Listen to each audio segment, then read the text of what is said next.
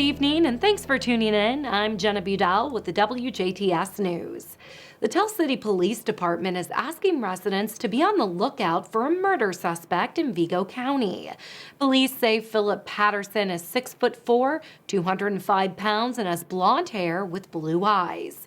He could be driving a silver Chevy Cobalt with front-end damage. Patterson is reportedly violent and could be armed. If you see him or have any information on his whereabouts, call 911 immediately. 2 more Dubois County residents have died from the novel coronavirus. The Indiana State Department of Health reported 2 additional deaths and 41 newly confirmed cases on Monday afternoon. This brings the countywide total of COVID-19 cases to 4,395 and 45 deaths since the pandemic began in March. The county's 7-day rolling average for all positive tests is 27.1%, which is currently the highest rate in the state. To see a breakdown of the county's COVID-19 cases by age group or for more information, visit coronavirus.in.gov. The best way to protect yourself and others around you is by practicing social distancing, washing your hands frequently with soap and water, and to wear a mask. The Indiana State Department of Health reported 2,494 new cases of COVID-19 and 43 additional deaths on Monday afternoon. The Hoosier State has now recorded 496,306 positive cases and 7,539 deaths since the onset of the pandemic in March. The numbers for our viewing area are as follows. Starting off in Dubois County with 4,395 cases, 45 deaths. Pike reporting 892 cases, 24 deaths. Spencer with 1,403 cases, 12 deaths. Perry, 1,156 cases, 21 deaths. Martin County reporting 562 cases and 11 deaths. Davies with 2,225 cases, 63 deaths.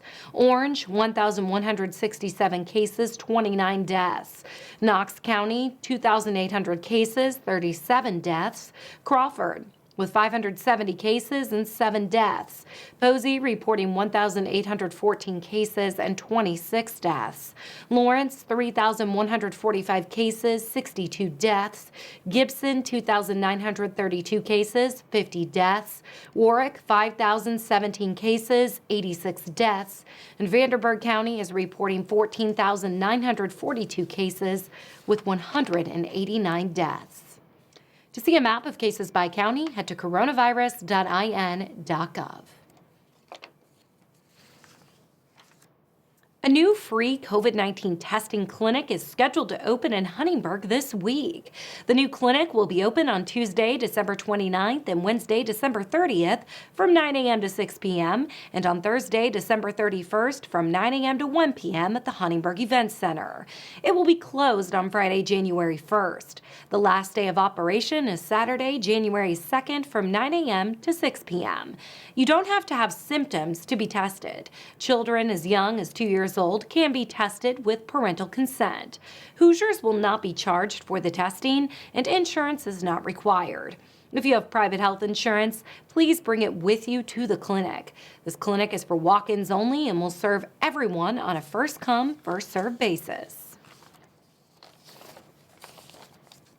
The U.S. Census Bureau's annual estimate shows that Indiana gained nearly 24,000 new residents during 2020, a slight increase that continued the state's ongoing trend of slow population growth.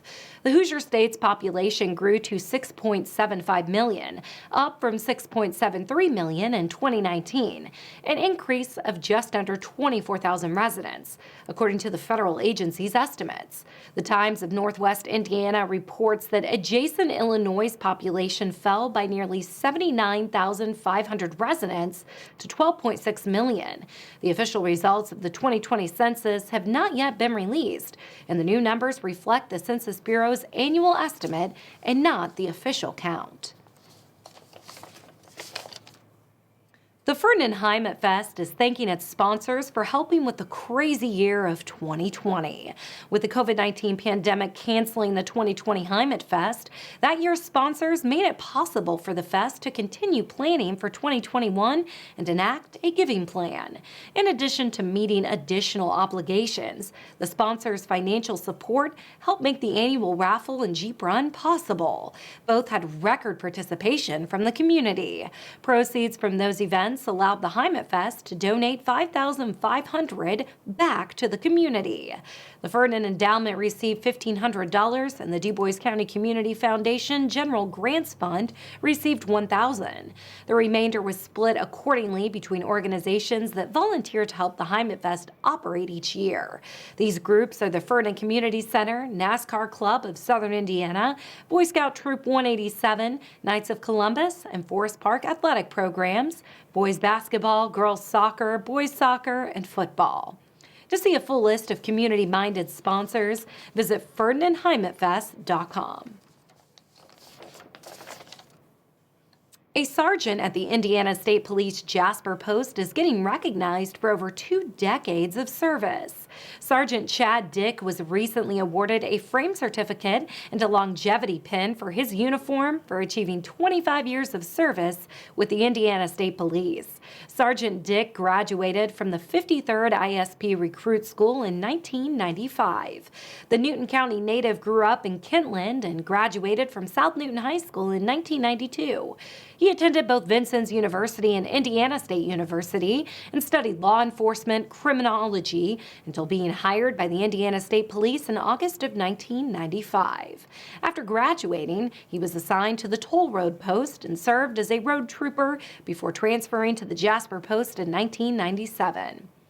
Sergeant Dick was then promoted to Commercial Vehicle Enforcement Officer in 2005, promoted to Public Information Officer Recruitment Sergeant in 2007, and again promoted to District Squad Leader in 2013 at the Jasper Post. Sergeant Dick, his wife, and their 2 children reside in Dubois County.